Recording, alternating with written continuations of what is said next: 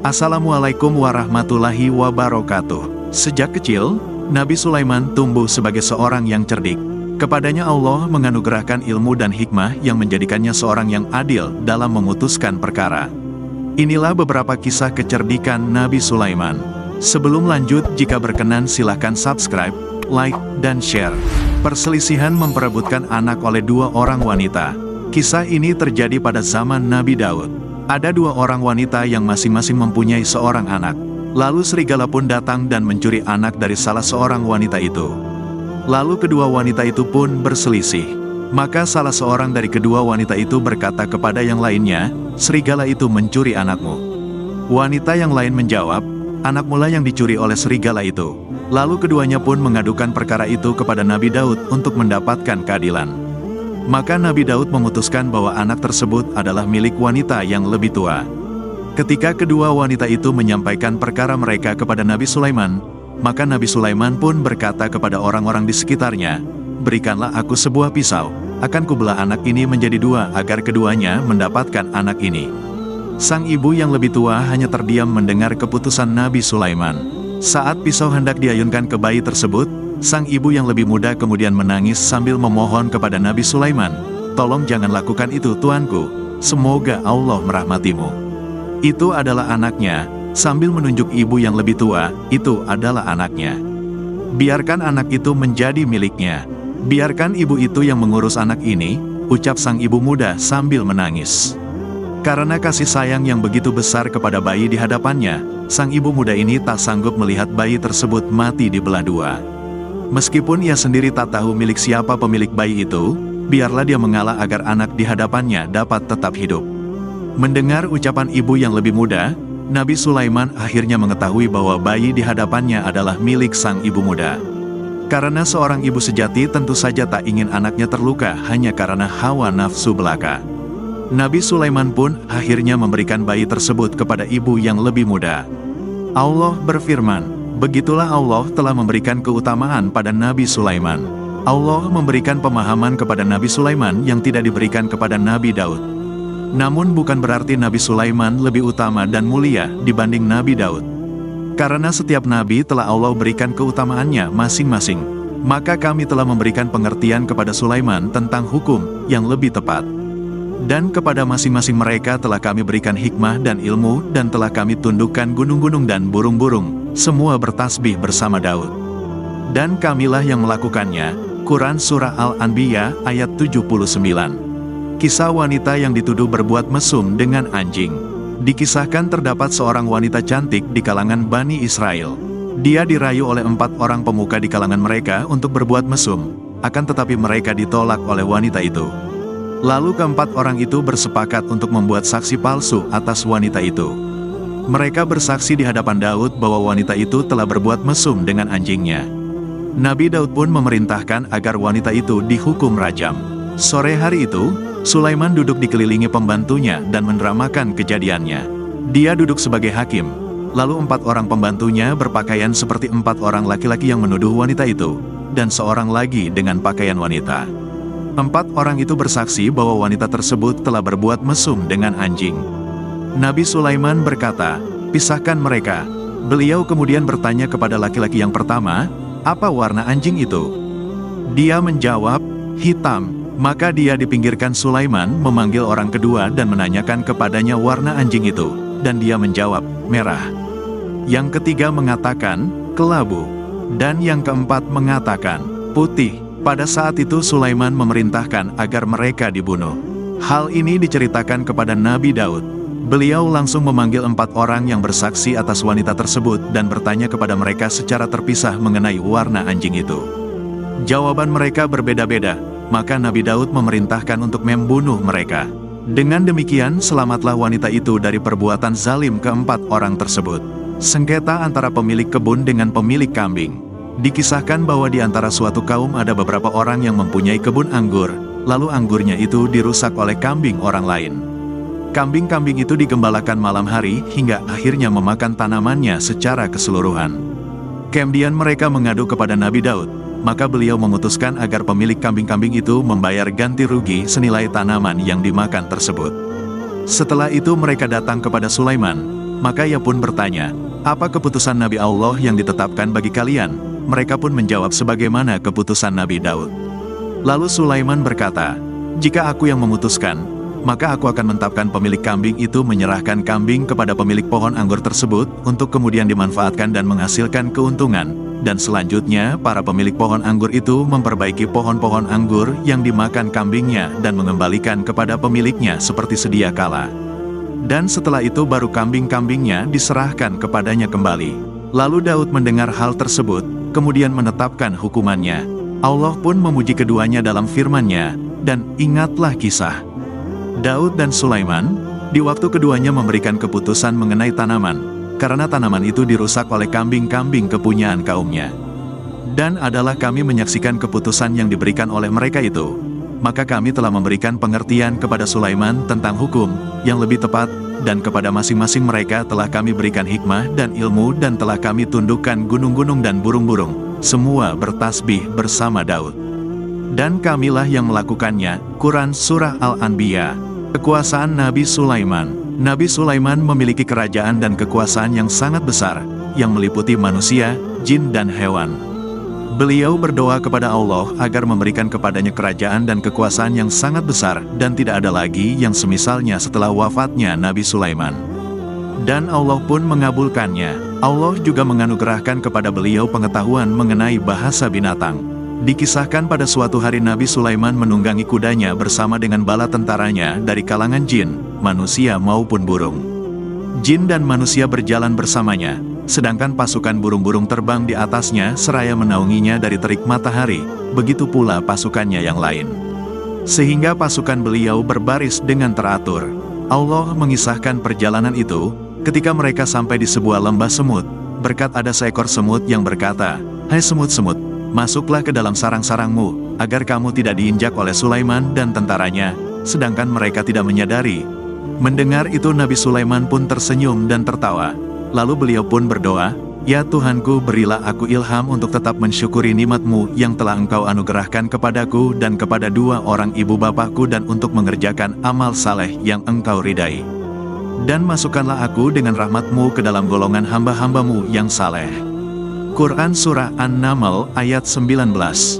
Nabi Sulaiman memohon kepada Allah agar diberi kemampuan untuk selalu mensyukuri segala nikmat yang Allah berikan, dan memohon agar diberi kemudahan untuk mengerjakan amal soleh, serta memohon agar dikumpulkan dengan hamba-hamba Allah yang soleh. Suatu ketika Nabi Sulaiman pergi bersama para sahabatnya untuk mencari air.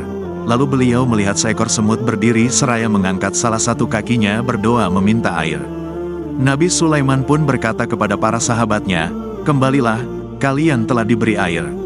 Sesungguhnya semut ini telah meminta air, dan telah diperkenankan baginya." Hadis riwayat Ibnu Majah. Dalam surat Sa'ad, Allah memuji Nabi Sulaiman sebagai sebaik-baik hamba dan sangat taat kepada Tuhannya. Allah mengisahkan bagaimana Nabi Sulaiman sangat menyenangi kuda-kudanya yang tenang pada saat berhenti dan cepat pada saat berlari. Kesenangan terhadap kuda-kuda itu membuat Nabi Sulaiman lalai dari mengingat Tuhannya. Oleh karena itu beliau meminta kuda-kuda itu dibawa kembali kepadanya, dan beliau memotong kaki dan leher kuda itu. Allah berfirman, "Dan sesungguhnya kami telah menguji Sulaiman dan kami jadikan dia tergeletak di atas kursinya sebagai tubuh yang lemah karena sakit, kemudian ia bertaubat." Nabi Sulaiman pun berdoa, "Ya Tuhanku, ampunilah aku dan anugerahkanlah kepadaku kerajaan yang tidak dimiliki oleh seorang jua pun sesudahku, sesungguhnya Engkaulah yang Maha Pemberi." Dikisahkan bahwa pada masa itulah Nabi Sulaiman menyelesaikan pembangunan Baitul Maqdis, yang telah dimulai pembangunannya ketika memasuki 4 tahun pemerintahannya. Rasulullah bersabda, "Sesungguhnya setelah selesai membangun Baitul Maqdis, Sulaiman bin Daud memohon 3 perkara kepada Tuhannya yang Maha Perkasa lagi Maha Mulia. Lalu dia mengabulkan 2 di ketiganya. Dan kami berharap mendapatkan yang ketiga itu. Dia meminta diberi hukum sesuai dengan hukumnya dan hal itu dikabulkan Allah. Dan dia meminta diberi kerajaan yang tidak diberikan kepada siapapun juga setelahnya, maka Allah pun mengabulkannya. Dan selanjutnya dia memohon agar siapapun yang keluar rumahnya yang tidak berniat kecuali salat di Baitul Maqdis, melainkan ia akan terlepas dari dosa-dosanya seperti saat ia dilahirkan oleh ibunya. Dan kami berharap Allah memberikan yang ketiga itu kepada kita semua. Setelah Nabi Sulaiman meninggalkan kuda dalam rangka mencari keridaan Allah, maka Allah pun menggantinya dengan kendaraan yang lebih baik. Allah berfirman, kemudian kami tundukkan kepadanya angin yang berhembus dengan baik, menurut kemana saja yang dikehendakinya. Quran Surah Sa'ad ayat 36. Tidak hanya itu, bahkan Allah pun menundukkan jin yang senantiasa bekerja di bawah pengawasan beliau dengan izin Allah. Jin-jin itu tidak berani menyimpang karena akan terkena asap pedih dari neraka yang menyala-nyala. Jin-jin itu yang juga berasal dari syaitan-syaitan yang kuat, adalah ahli bangunan dan penyelam. Mereka membangun apa saja yang diinginkan oleh Nabi Sulaiman, berupa bangunan-bangunan yang tinggi dan megah, dan menyelam untuk mengambil mutiara dan benda-benda berharga yang hanya terdapat di dasar laut. Semua itu adalah anugerah yang Allah berikan kepada Nabi Sulaiman. Nabi Muhammad SAW berkisah tentang Nabi Sulaiman alaihi salam dalam sabdanya. Sulaiman bin Daud berkata, "Demi Allah, aku akan berkeliling malam ini kepada 70 istri, masing-masing istri melahirkan seorang penunggang kuda yang berjihad di jalan Allah." Temannya berkata kepadanya, "Insya Allah." Tetapi Sulaiman tidak mengatakannya, maka tidak seorang pun yang melahirkan, kecuali seorang saja yang melahirkan bayi yang jatuh salah satu sisinya. Nabi bersabda, jika Sulaiman mengucapkannya, niscaya mereka berjihad di jalan Allah. Kisah Balkis, Ratu Negeri Saba. Suatu ketika Nabi Sulaiman memeriksa barisan pasukan-pasukannya, lalu di antara barisan pasukan burung, beliau tidak menjumpai burung hudhud.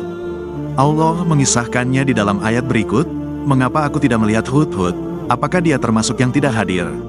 Sungguh aku benar-benar akan mengasapnya dengan azab yang keras atau benar-benar menyembelihnya, kecuali jika benar-benar dia datang kepadaku dengan alasan yang terang." Maka tidak lama kemudian, datanglah hudhud, lalu ia berkata, "Aku telah mengetahui sesuatu yang kamu belum mengetahuinya, dan kubawa kepadamu dari negeri Sabah suatu berita penting yang diyakini. Sesungguhnya aku menjumpai seorang wanita yang memerintah mereka, dan dia dianugerahi segala sesuatu serta mempunyai singgasana yang besar. Aku mendapati dia dan kaumnya menyembah matahari selain Allah, dan Syaitan telah menjadikan mereka memandang indah perbuatan-perbuatan mereka lalu menghalangi mereka dari jalan Allah, sehingga mereka tidak dapat petunjuk, agar mereka tidak menyembah Allah yang mengeluarkan apa yang terpendam di langit dan di bumi dan yang mengetahui apa yang kamu sembunyikan dan apa yang kamu nyatakan. Allah, tiada Tuhan yang disembah kecuali Dia, Tuhan yang mempunyai arsy yang besar." Quran Surah An-Naml, ayat 21-26. Wanita tersebut adalah Ratu Balkis, yang memimpin kerajaan Sabah. Burung hudhud mendapati dia dan kaumnya menyembah matahari, padahal tidak ada sesuatu yang layak untuk disembah melainkan Allah saja.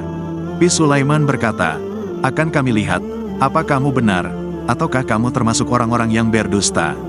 Maka Nabi Sulaiman pun menulis surat dan memerintahkan hudhud untuk membawanya kepada Ratu Balkis.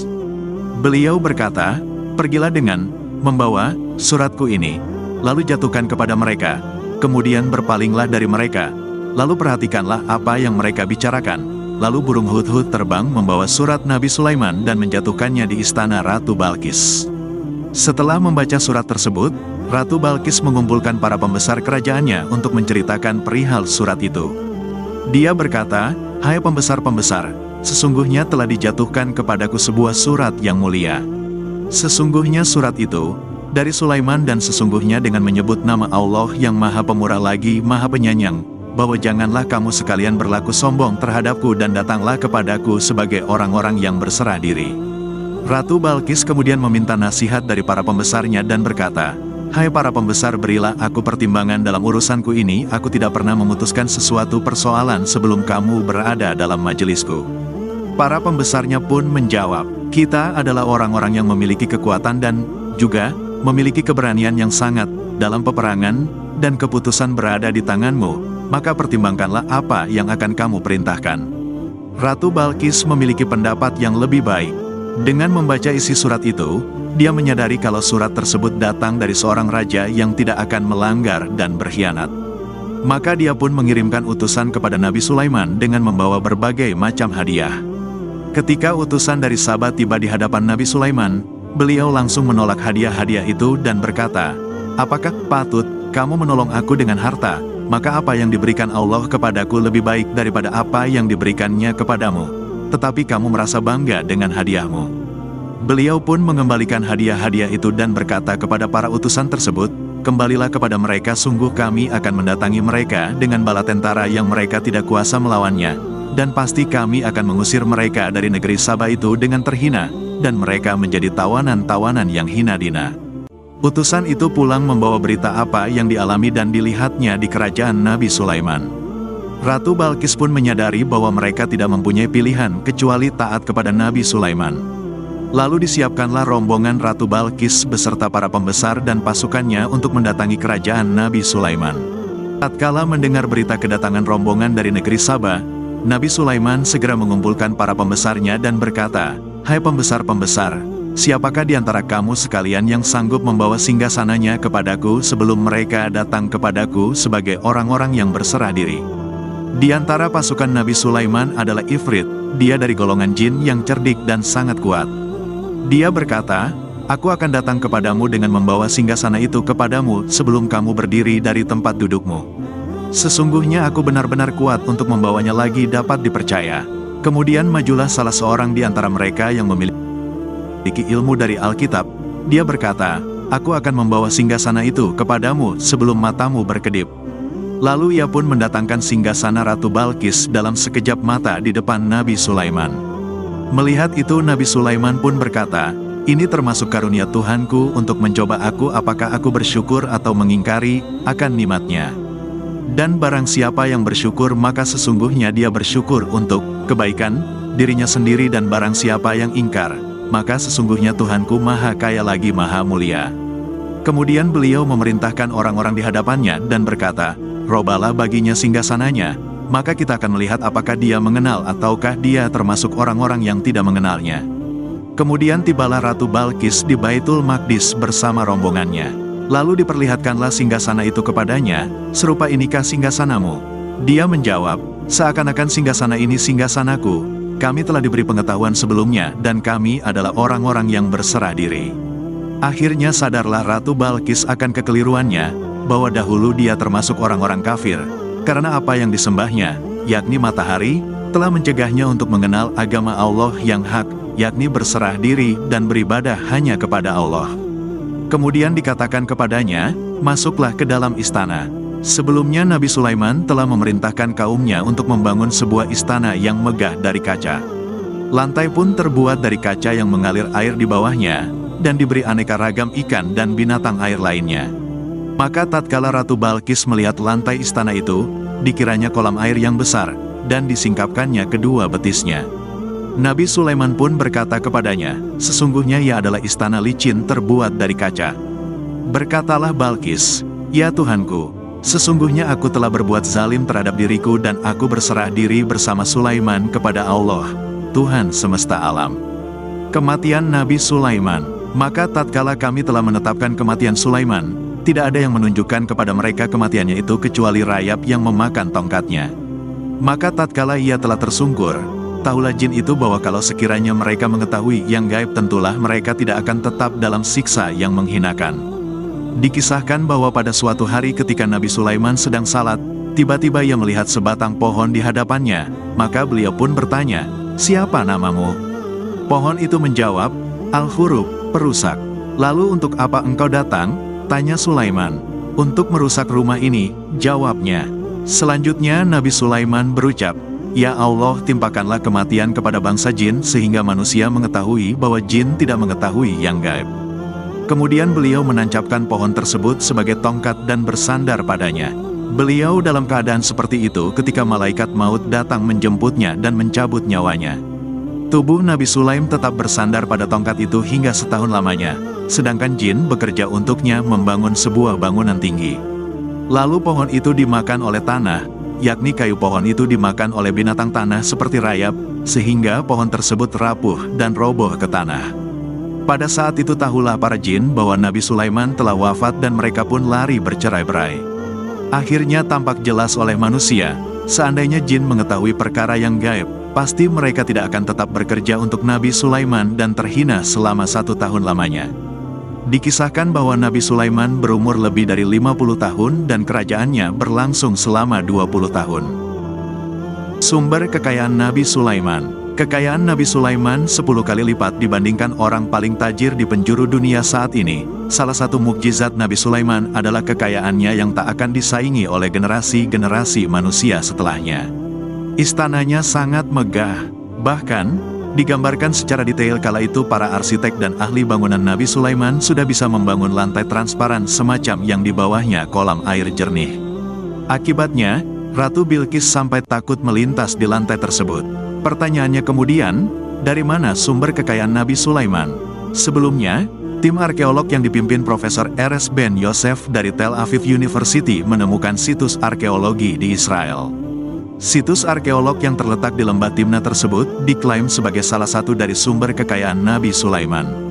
Nabi yang memerintah kerajaan besar sekitar 3.000 tahun yang lalu ini diduga berhasil melakukan penambangan tembaga. Kekayaannya didapat dengan memisahkan biji tembaga dari batuan yang ditambang dari situs arkeologi Lembah Timna. Disebutkan bahwa produksi tambang di situs Lembah Timna berkembang pesat selama masa pemerintahan Nabi Sulaiman. Tim arkeolog mulai menggali situs kuno di Lembah Timna, yang diduga peninggalan kerajaan Nabi Sulaiman pada 1964. Sejak saat itulah, para peneliti menemukan jaringan terowongan yang diduga adalah jalan untuk menambang biji tembaga dari batuan. Semua bahan ampas biji hitam yang ditemukan merupakan limbah dari tungku. Ini adalah bukti yang sangat penting untuk produksi tembaga kuno di Timna, jelas Prof. Ben Yosef. Menurut Prof. Ben Yosef, tembaga pada masa lalu merupakan sumber daya ekonomi yang paling penting dan industri yang paling menguntungkan. Pada zaman Nabi Sulaiman, tembaga menjadi salah satu logam yang paling dicari. Jika diibaratkan, tembaga di zaman itu sama pentingnya dengan minyak mentah di masa sekarang ini. Mirip seperti sekarang di mana manusia tidak bisa melakukan apa-apa tanpa minyak bumi. Manusia zaman itu pun tak bisa melakukan apa-apa tanpa tembaga, jelas Dr. Muhammad Najar dari Friends of Archaeology of Jordan. Sementara itu, Profesor Ben Yosef dalam keterangannya mengungkapkan bahwa Nabi Sulaiman diperkirakan memerintah kerajaannya selama 39 tahun. Selama memerintah tersebut, Nabi Sulaiman memiliki kekayaan sebesar 2,2 triliun dolar jika dikonversikan dengan mata uang saat ini. Hal ini tidak mengherankan karena Nabi Sulaiman mampu memisahkan biji tembaga yang merupakan komoditi penting seperti minyak bumi saat ini.